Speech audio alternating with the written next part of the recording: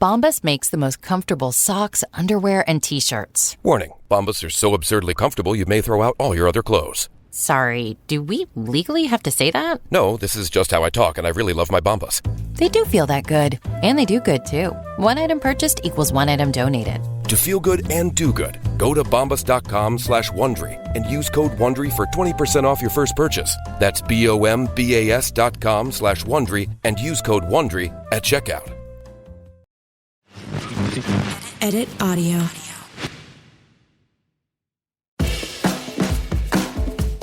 Hello, everyone. I'm Robin Hopkins, and this is Well Adjusting, where I talk to people about life stuff, but not in an NPR way. It's more like we're at the bar, having cocktails, getting into your business sort of way. It's giving drunk NPR. Oh, and producer Steph is here too. Hello. Today we chat, learning to accept your worth. Hey friends, welcome back. Today I am so excited to be bringing in a good pal of mine. Her name is Patty. Now, Patty is funny, she is smart, she's accomplished, but sometimes she finds it hard to remember all that. And this chat brings up a lot of questions like, how do we retrain our brains to see that we're not that insecure kid from our childhood? How do we set healthy boundaries with friends who don't always treat us the best? How do we show up as the person that we really are? Well, we're going to get to all of these questions and so many more. Let's get right to Patty. Hi, my name is Patty. I'm an Aries, and I am a showrunner and a writer. I'm married to a very nice man. He's a little bit country. I'm a little bit rock and roll. What else can I tell you? Well, you don't have to do anything more. That's perfect. That's great. So I'm going to ask you to tell me, Yes. in a sentence or two, what did you want to come pick apart with us today? I would love to pick apart the level of worth that I have based on relationships that I've created and therefore had to let go of. Ooh. And subsequent grief that goes along with it. Interesting. Yeah. Okay. I want you to give us a little more background around that. So let's talk about, my first instinct is how are these two things connected? Worth and relationships for you? That's a good question. So things started off very early, like childhood level. I'm one of four. Everybody was kind of placed in their boxes. Yeah. Like there's the oldest, and she's on a pedestal. Yeah. Then there's like number two, who is she's fantastic, but like super artistic. So she was in her box. And then there was my little sister who was like the baby. Then there was me. Four girls. There's a lot of estrogen. A lot of ladies. And What was the box you were placed in? I was the fat, ugly one. Oh, stop it. No, I'm serious. Like that was said or you felt that? Said. Oh, great. I didn't fit in. We all look very similar, but I'm the tallest, even though I'm not very tall. I was going to say, that's interesting. I know, teeny tiny people. So part of this whole thing was I'm going to do this to get back to this conversation. So we love a circle conversation. I'm going to give you a little circle. So as I'm entering my 50th year on this planet, Yep. I started taking a step back and assessing where I came from. Because I was noticing within like this past year of like my between 48 and 49, my personal life started to crumble. Like there was some loss there. And I was kind of thrust into this place of having to really reassess where I'm coming from. And the systems and thoughts that I survived on were no longer giving me that sense of reassurance of like, if I talk bad about myself and put myself in a situation that proved that, then I felt comfortable. It was kind of sadistic in a way. Yeah. Like, okay. It's like the devil you know. It's the devil I knew. And when I experienced a level of loss, I was like, holy shit, this behavior is not making me feel any good. It's actually making me feel worse. right. So can we slow it down for just a Sure. second? What was the loss and what was the behavior? So the loss, two things. One, my husband got very sick out of nowhere and like hospitalized, was paralyzed. I got this crazy virus and it happened so quickly that it's jarring. Like he went from walking one day to being paralyzed 2 days later. I did not know that. Yeah. It was fucking sucked. And I was in the middle of a big production, like a show that my production company sold. And like, that's a whole other thing. And trying to keep everything running, right? So like your estrogen, your adrenaline is on super high, right?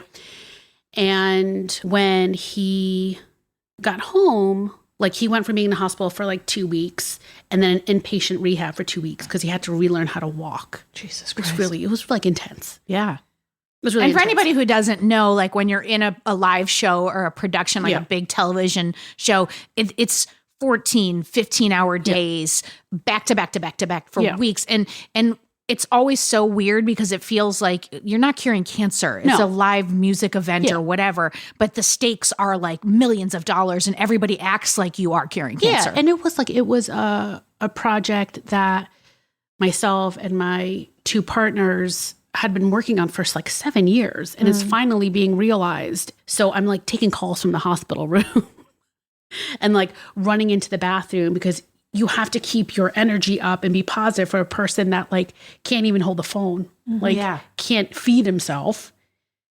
And I'm going into the bathroom like, hey, I'll be right back to just cry my eyes out and then come back and be like, hey, we can do this, you know? Yeah. Like it took him a full year to be like 100%. But then in between all that, my dog died. Like my Benny, my best friend. So it was like all these things that like, oh my God, my foundation started to crack and crumble. So I'm going to get emotional about it. It's okay. Hold on. Deep breaths. I know. No, I think it's interesting that I still get emotional. Yeah. So like when something like that happens, you're like, nothing's working. Yeah. So I'm going to stop and look at my life. And that's when the subject of worth really came in and how I would look at my relationships and how those things I was attracting into my life that would confirm all of my insecurities and that I would have to fight really hard to prove to someone that I was worth being in that place. And when I would prove it, I'd have a momentary feeling of happiness, I guess. Like, see, I'm good. I'm good. See, you like me. See, I'm awesome. So like all this dialogue is happening in your head. Yeah. Okay. I would take a step back and be like, oh, now I know why I put myself in certain work relationships because Because they're comfortable and you recognize the feelings. Is that your tie back to your, like the childhood stuff that you were saying of like, so feeling like people didn't value you or didn't, like you were your words, not mine. Yes. The ugly fat one. Yeah. Like, so that just felt really familiar. Yes. And so you're like, I'm in crisis. I'm going back to this familiar feeling, but then you're in this place of like, this also doesn't feel right. Right. But what started happening was I would fight through it and then feel bad about myself after. Like, oh, this doesn't feel good. Why? Say because you were fighting through in a way that you were like, I'm trying to prove my worth. And now you feel bad because you're like, something in you knew you shouldn't have to do that? Yeah. Okay. So like an example would be I would work with someone. And even though deep down, I'd be like, this is probably not a great idea. But I'm going to do it We anyway. always know it, right? Yeah. We always know it. And then some other fear makes us take that job. Yeah. I was like, I'm going to do Or it start anyway. that relationship or whatever. Exactly. And I'm just going to do it. And this person's going to treat me like absolute shit. And I'm going to take it because I don't like myself very much. Yeah. But like that, saying that is new. Like I would not have said that in it, if that makes sense. Oh, you'd say it later? Later. Okay. So I would work with people that would tell me I was great, right? This is the pattern. You're great. You're amazing. You're amazing. And then something would happen where maybe I was a little too shiny and a little too smart and a little too awesome. And then they would knock me down. Yeah. And they would say things or treat me differently out of nowhere. And then I would have to be like, okay, I can't be here anymore. And then I'd have to leave. And my choice way of leaving is like, I've cut you off. Like, I'm never going to fucking dead to me. You're dead to me. Yeah.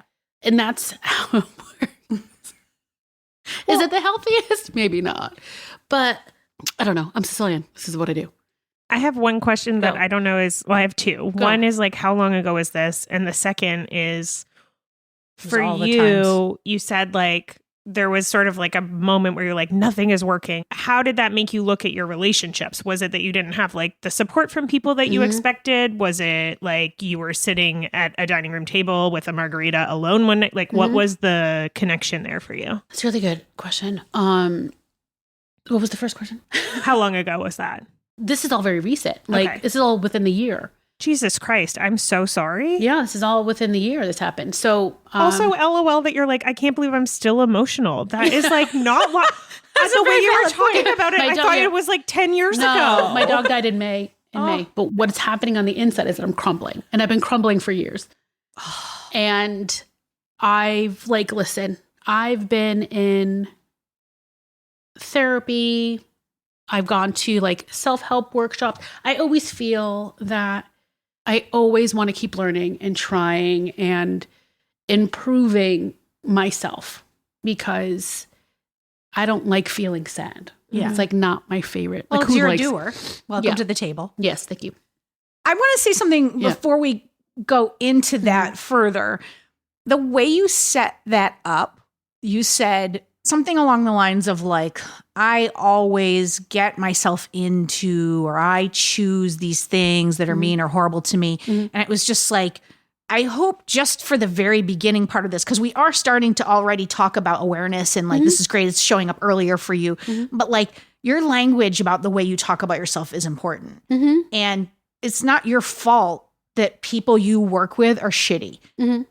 So like, I think it's important to like note that those people are shitty. They're fucking shitty. Yeah. And they did a shitty thing to you. And that's not, I always, that said, I do firmly believe, and I don't know if everyone agrees with me, that I do think that we went on a walk before we recorded this. We're talking about like what you kind of put out and what you emit.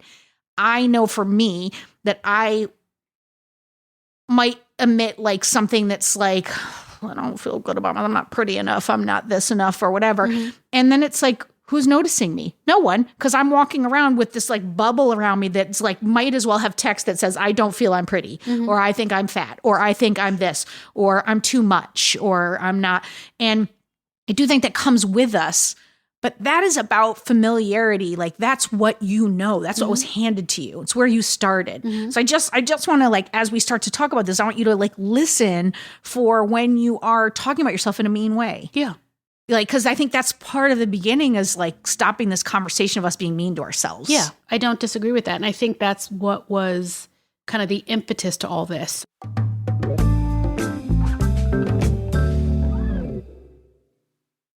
On Arts Educators Save the World, we talk to successful artists along with their mentors about the impact of arts education on both their lives. After 2 amazing seasons with guests like Lin-Manuel Miranda, Cecily Strong, and Bradley Whitford, we're switching up our format. Now we'll be releasing new episodes every week or so until forever. Available now wherever you get your podcasts. You have to surround yourself with people who can supply you with emotional oxygen, like this conversation we just had. This is oxygen. I also wonder, tell me if this happened, because again, we're a table of like the same people. We're all like 100,000 miles an hour. Yeah. I got this. Like I got this might as well be written on every one of our tombstones.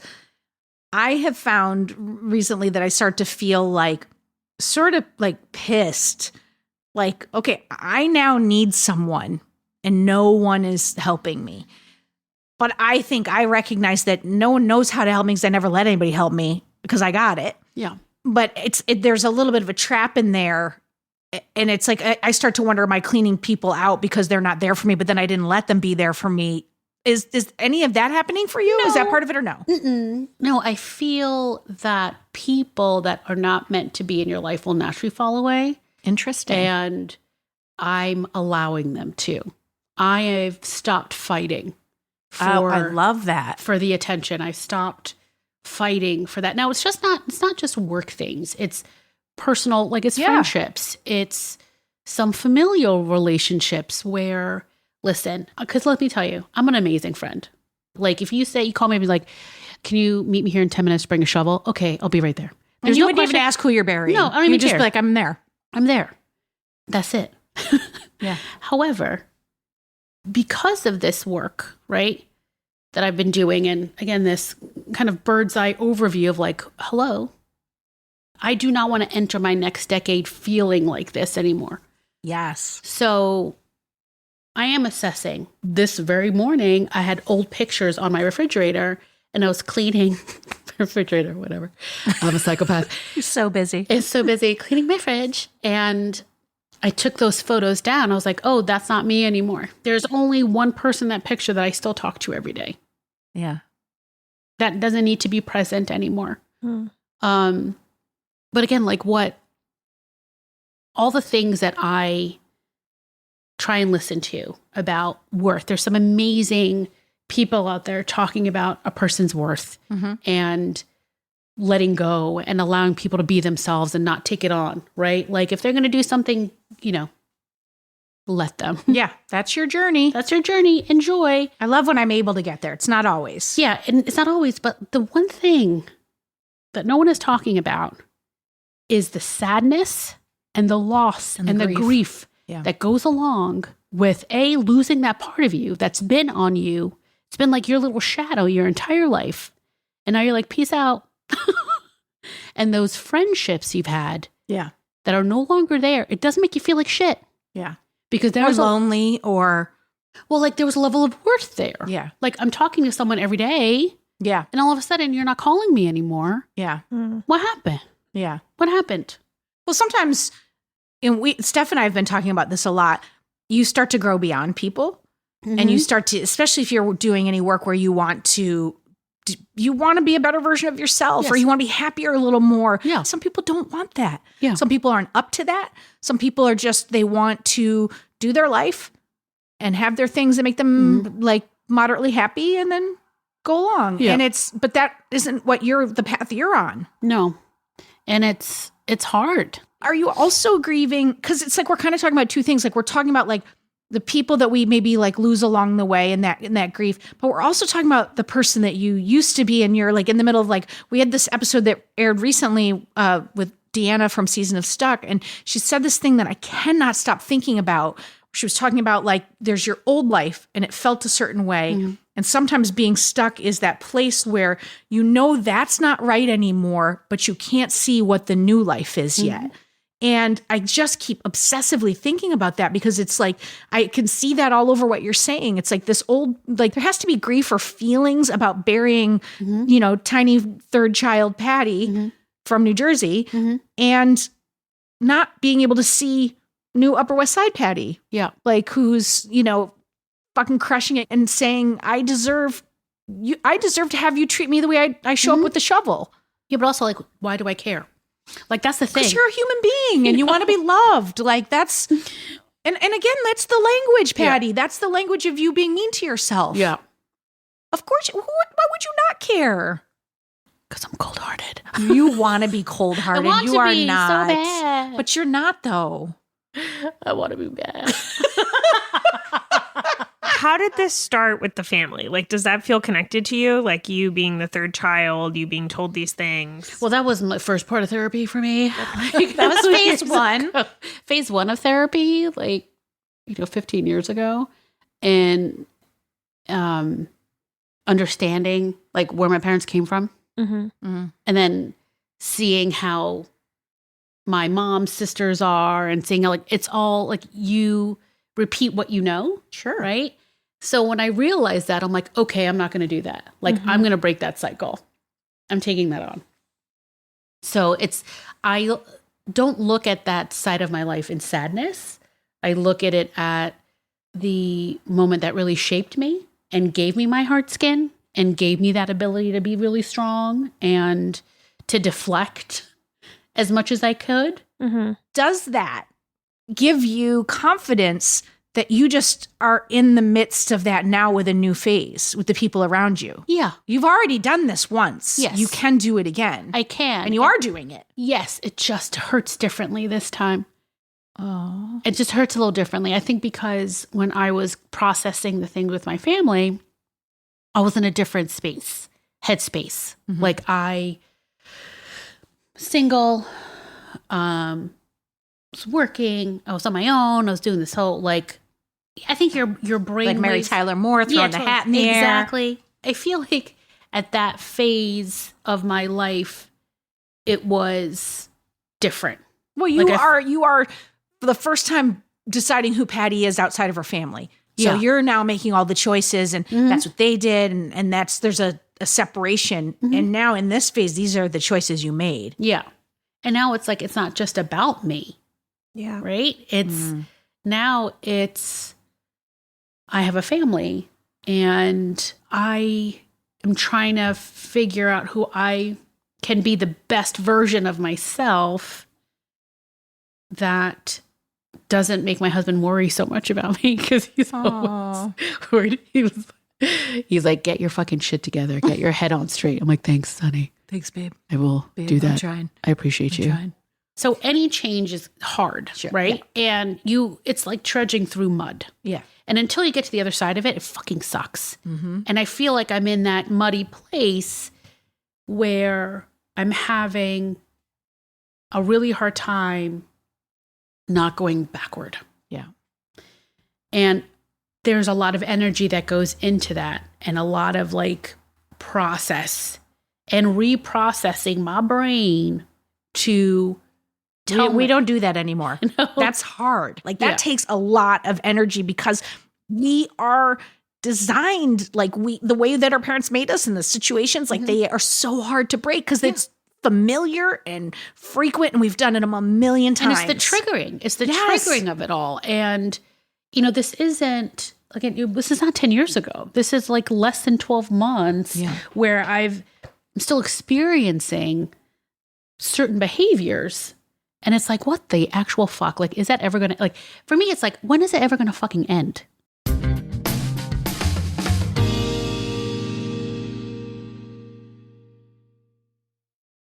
What would your life look like if you were healed? And I That's a want good question. I want you to give me specifics, not joy. I want to know I would have this. I would have I will tell you enough. I think Please. about it constantly. I feel I will walk taller. That makes sense. I'll my be God, I more love that. confident. The dreams I have, I will actually create them. So, for instance, I love to write. And I've been working on this book for 2.5 years. Hey, we went out to dinner and you told me about it. I have the tab open on my computer. Do I write anything? No. There's a level of hesitancy, of fear, because of the years and years and years of hearing, I'm not good enough, or being treated like absolute dog shit in certain situations. There's a hesitancy and I stop, even though I've written it 14 times in my head. So I'm going to do this, Patty, Go. just to nudge you. Yeah, go. You started telling me what it would look like when I would walk taller, and then you went right back to tell me what it's not. Yeah. Tell me more. Does the tab stay open and you write? I finish Does it. that you finish it? I What else finish it. happens? Keep going. What does it look like? You my walk God. taller. You I finish walk- this fucking book. I have new friends. I'm in a new circle. I mean, I love my friends. My key people will always be my ride or dies are always my ride or dies. Done. But I'm surrounded by new positive people that enhance my intelligence, that enhance my creativity, and we just have a fucking blast. Yeah. I need to be elevated. Okay. And I feel that a new circle of humans will help me do that. Is there anything else that it would look like? I have a healthier mindset. Okay. I'm going to the gym every other day. I'm taking dance classes because I love to dance. I love to dance. It's just doing things that generate that excitement for me. Okay. So let's hold that. Okay. Okay. And then we got to come back over here for a Okay. minute. We got to go back into the mud. Oh no. It's less fun. What would you need to do? And I think I'm not even going to ask you if you want to heal it. You have to have these things. Yes. So I want to heal. yeah, what would that look like? Thank you for changing from have to want. Yeah. What would like you think you need to do to come over here? Be silent. That's the fucking hardest thing in the history of man. In what situations? So I secretly have been doing things, but I'm not talking about it because I find, for me anyway, this is my own bullshit, that if I talk too much about it, it won't happen. So I've been doing things. Okay. On my own. This is still going to be the most like secretive podcast ending ever. I will do things. I have my list of 3 things. Okay. That I do every day that help me move forward to get to that place. Are you superstitious? Yes. Okay. And I feel that when I get too excited about things, I find that I self-sabotage and don't follow through. So if I do small incremental things and don't talk about it, I end up achieving said things without a lot of fanfare. Okay, because I want to respect your process. Mm-hmm. Like, I don't believe that everybody has to do things in the exact same way. Sure. But then I'm wondering what accountability things could you put in place to, like, if you don't want to say them out loud, because I would never be like, you must say them or we cancel this podcast. No. So our friend Jeff, for Christmas, love that dude, gave me a book called One a Day. And it's a sentence that you do every day. And it's a 5-year jam. Whoa. So every day I run a sentence of 2 that keeps me in the moment. Mm-hmm. So what I look forward to, honestly, is January 1st, 2026, to see how different, or if my life has changed in any way. And I think that's what keeps me motivated to reflect on what happened that day. And, you know, sometimes it's like, today was a quiet day. I wrote my gratitude list and I made dinner and that was it. And some days it's like, I was sad today and I went for a walk. So it's like, it's keeping me accountable in that way to be in the moment and not get lost in the quiet sometimes. Because I think that's my danger zone. The quiet, like when I don't have other people that I'm talking to or like whatever, is like I can, all the Robins come out. Yeah. And like I can have debates and conversations, and more often than not, they're not healthy. No. More often than not, there's negativity or like fear or stories I tell myself about who I am and what Yeah. What I love about that sentence a day, I don't know if you ever feel like this, but I always put so much weight on like the bad things and the bad feelings in my life. Like, oh my God, this is going to last forever. Because sometimes it feels like it's going to last really for does. fucking ever. Yeah. And that like one a day thing, just like if you look back on it, I'm sure there's days that are like, this was the worst day ever, blah, blah, blah. And then 2 days later, it was like, I saw a chicken cross, like, you know, and it was so great. And I made a lasagna. And it's like the temporariness of the feeling just gets so like validated. And I love that because I need that reminder all the time. I want to know if you know what I'm going to say right now. We did she doesn't. That's okay. You can't always be in my head, Steph. We did an exercise after an episode fairly recently. Yes. Now I know. It was like we were talking about finding joy and we were talking about all this stuff. And it was like, and it was at the height of me feeling sort of like anxious and a little depressed and whatever. And Steph and I committed for 2 weeks. 2 weeks? A week? A week. It felt like 7 weeks.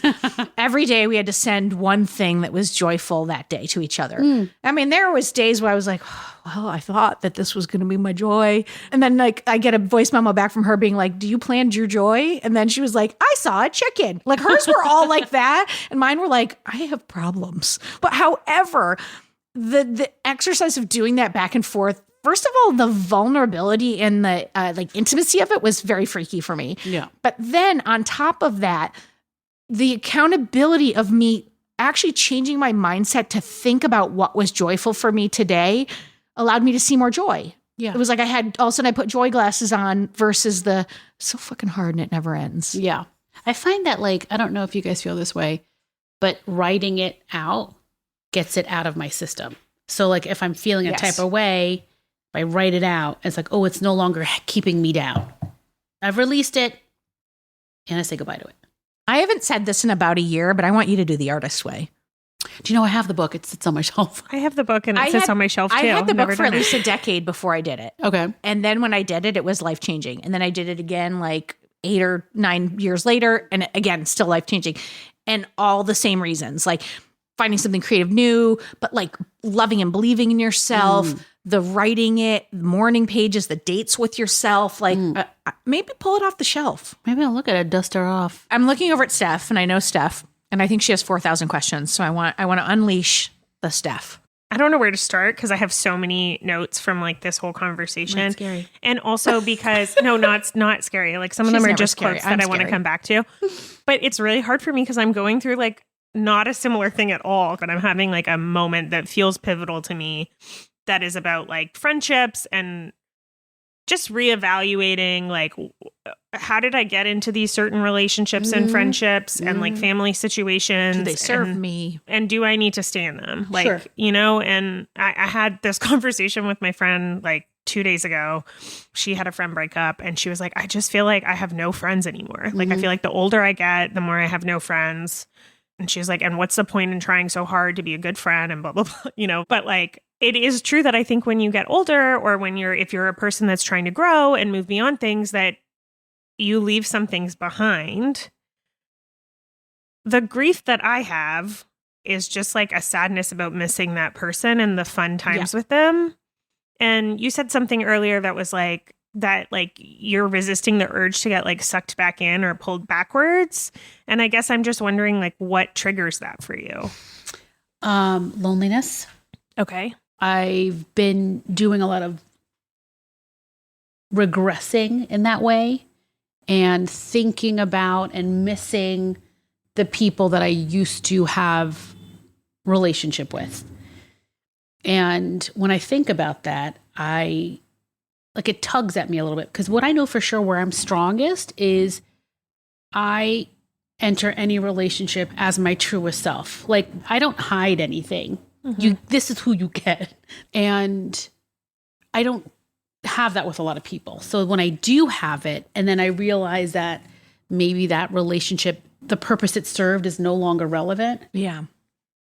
And That's just hard. It's hard because for me to be that exposed, again, I don't do it very often, right? I just met you, right? You're seeing like this much, like 5% of me. Yeah. Maybe a little bit more because we're talking about a very intimate subject. 7. Okay, 7. But like when I met Robin, I was like, hey, because I immediately like felt the connection with her. And I was like, I like you. Here we go. So what you're saying is you don't like me. No, I'm kidding. I don't like you at all. But it's this, you know, I feel sometimes that like, oh, did I waste it? What makes you think it's not unlimited? Like if you saw that in a person and there was that connection, I would like to counter your thought and remind you that even if it lasted for 2 months, that is so much more than so many people have. That's Do you know right. how many people walk through this earth asleep at the wheel and never let themselves truly connect to other people? Yeah. So if you connected to somebody for 2 months and then they shit the bed, well, you had 2 months. It's like very much like, was it better to have loved than lost? I always say, yes, it's better to have loved, even if you fucking lost it. Yeah. I don't disagree with that statement at all. Thank God. Oh, you suck. I think it's more, did someone, like, is someone a succubus, right? Ooh, yes. That's sometimes I fall into those situations where I get love bombed. And it feeds into that, like, oh, they like me. Wee, wee, you know, excited. They like me, boop, boop, boop. And then, ooh.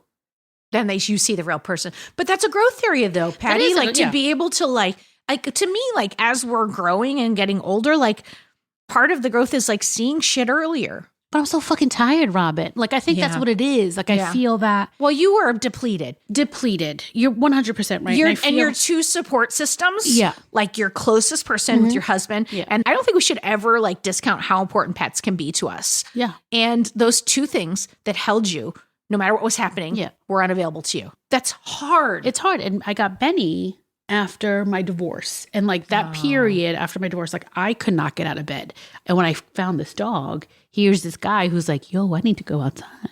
You know, and I'm like, okay. Like he got me out of the house. Like there was a very much a healing element to all of it. So like losing him, I'm like, literally when he died, I'm like, who's going to love me now? Like that's what I felt.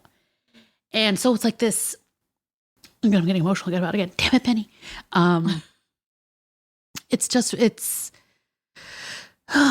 like, can I just say, it's not just Benny. Betty, some of you're getting emotional because it's like, who's going to love me now? Yeah. Like, fucking you. Yeah. And me and everybody that loves you and is around you and her husband, but like you. Yeah. I have such a visceral reaction right now to want to be just like, fuck all those fucking Do you people, wanna choke Patty. me? Do I I'm hit not me? fucking, no, not you. Everyone who said that to you, that said that you weren't worthy. Yeah. Fuck them. Like, isn't that a benefit of us getting older, is shedding away toxic people who hold us down because they don't fucking love themselves. Right. You're absolutely right. Like everything. But it doesn't mean you don't have to still fucking go through this. Right. No, but it is that. But it is like, it is a shedding. And there is that sadness and that grief that goes along with and burying uncomfortableness. Yes, that burying that side of me that I've been carrying for 50 years. Like, think about that. Yeah. That's a lot. I just had this fucking amazing vision Yeah. of the three of us on a mountaintop. Yeah. We're in some kind of like witch cape. Yes. Oh, I love We're this. burning some shit. Come on, come in. We're writing shit down Yes. and we are freeing ourselves and we're burning it and we're saying, I will no longer accept that for me. Yeah. Because the only person that needs to heal this is you. Yes. I will no longer accept this for me. Like, And I whatever can't wait your to get words there. are. Well, but even if you get there like for 5 seconds and then you fall, you go back. Can you get there 10 seconds next time? I mean, I'm hoping to get to a place, and like honestly, doing this whole podcast is a very vulnerable space for me. Like for me, that I'm talking about it is very. You're welcome. Thank you. Content. I am working towards a place where it doesn't matter. Like if I'm coming into it as I am and you don't reciprocate, like I'm hoping truthfully that the work that I am doing, I am no longer attracting that kind of person into my life.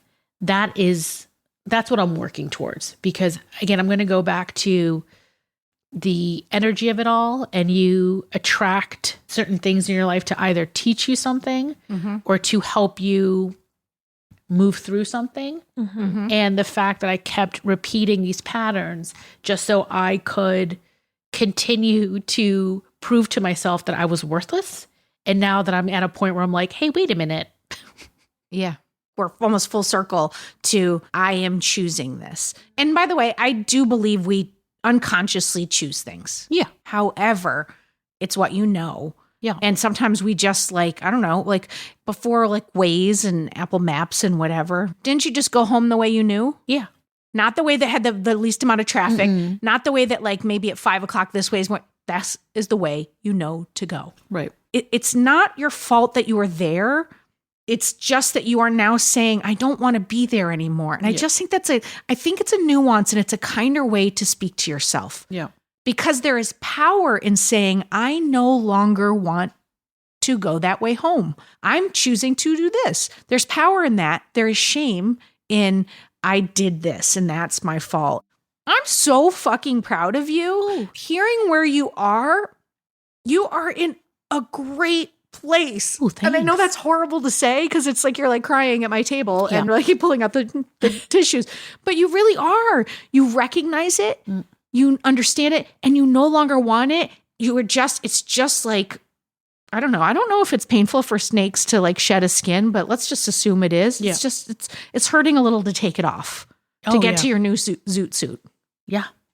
I also think like part of the reason that I thought it was like 10 years ago was because you've already like established in your brain that this is like a switch. And so I assumed you had like an amount of time of like healing. I'm very advanced. You're doing fucking great. But like, I think that's like to Robin's point, like you obviously like shit has happened. Yeah. Oh, And that's you're true. recognizing that you're coming out of it and that you don't want to be there again. No, I'm grateful for the awareness. Like there's no doubt about that. But I think it's the, it is like, it's a process. And I think part of my DNA is I go in, I'm going to tell you like it is, or like, hey, I see so many different scenarios all at once. Like that's how my brain works. Yeah. Like 3D, like zing, zing, zing, zing, zing, zing, zing. It's like a beautiful mind. Yeah. And I see all these things. And I think my biggest challenge personally is, why am I not better yet? Well, because you cannot, you like I love the beautiful mind. That's how I think, but not when it comes to me. Yeah. You cannot think about yourself like that. Right. It's just too hard. There's too many conversations. There's too much history. There's too much pain. There's too much grief. And it's too confusing. Yeah, but I just wanted to be like, can I be fixed yet? Like, that's the conversation I have with my therapist constantly. It's Okay, like, I wanna be fine, fixed. fine. But aren't you doing that right now? You are letting us in on this conversation. You are in therapy. The only homework I have for you, Patty, is to, 1, keep fucking doing it. And 2, 2.5. I want you to think about your language. Yeah. Because I think that is important, because that is your language. You subtly are mean to yourself in your language. So I want you to think about that. But I think the main thing is I want you to dream about, like, just while you do your one thing a day in your book, I want you to spend whatever amount of time feels right for you thinking of concrete things. Or what if we just add one concrete thing of what your life would look like when you're healed with this? I have homework. Oh, someone You never get out with just my homework. Steph is always like, she takes her little notebook. She's like, I have 5 items. No, I have that. Where's our assistant? That same homework, but I wrote down the like things that your She has it future better. looks like. Okay, go. The notes that your future looks like, which is that you walk taller and you feel more confident. Yes. Your dreams, you're living into them. So you're making progress towards them, whether that's writing or whatever other dreams you have. You have new friends who enhance your intellect, creativity, and your fun that you have in your life. Yes. And you are active. You are going to the gym. You're dancing. You're finding that part of yourself, that like fire in you. So I want you to like, I'll email them to you. Yes, I want you to She write will. those all Yeah. down. And then I have this other category list that is about how You're you not going to feel. tell her to put those on a sticky pad? Oh, girl, I am. I'm doing Okay, both sorry. of these are on Sorry, sticky sorry. notes. Oh, sorry. Oh, I love So that's sticky notes. sticky note. Sticky note 1. So do I. Yeah. That is like, what am I living into? Yeah. You know? And then this is sticky note number 2. What am I attracting in new relationships? Which I'm saying are friendships. I want those like 2 lists somewhere in your house. I love a sticky note, but it can be I have so many sticky Whatever. notes. I want the sticky note, but I also want you to like journal on that. Think on that. Like in whatever way feels right for you. Yeah. And don't for me, just for me, because you're my friend. Yes. And I'm going to get all choked up. Don't you dare shut that fucking light off. Don't you dare gate it. Because Patty, if you do that, you are taking away your love, your value, your gifts to other people. Oh, you're so Don't you dare do that. You don't do that. Yeah, I will punch you right in the throat if you do that. she's not being nice. That is true. I know that from like You'll take this that away 1 from hour. people. Yeah. And by the way, there's no part of either me or producer Steph who knows that what we're asking of you is not difficult. Yeah. But I know you can do it. I know. And I love you. Ditto. Last question. How do you feel? I don't know yet. No, I feel good. So I'll let you know tomorrow. I'll let you know tomorrow. No, this was very good. It's cathartic for sure. You guys are very good at your job. I enjoy the process. Again, this is a big thing for me to be very vulnerable, and I don't necessarily like it. You know, new year, new me. Amen. Thank you for sharing with me. Thank you. God, That was thank really you. awesome. Thank you for joining us. I'm so glad that you let us in. So thank you. Very scary.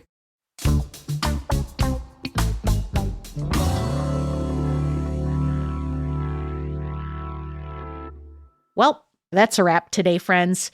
I say, as we leave each other, let's all take a moment to be just a bit kinder to ourselves than we were before listening.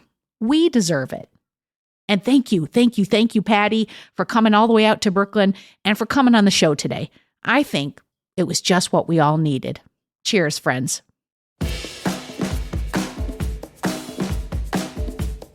For more Robin, and you may need that, you probably don't need it, but like if you do, you can follow me at Real Rob Hops on all the platforms, all the socials, as the kids today say. Well Adjusting is an Edit Audio original series. It's exec produced by Steph Colburn and Robin Hopkins. Our producer and editor is Maria Passingham, and our production manager is Kathleen Speckert. Thank you to the entire Edit Audio team and to you for listening. Oh, hey, before you take out those AirPods, this show is just for entertainment. If you are in need of help, please reach out to a professional. Go ahead and get that help. You deserve it.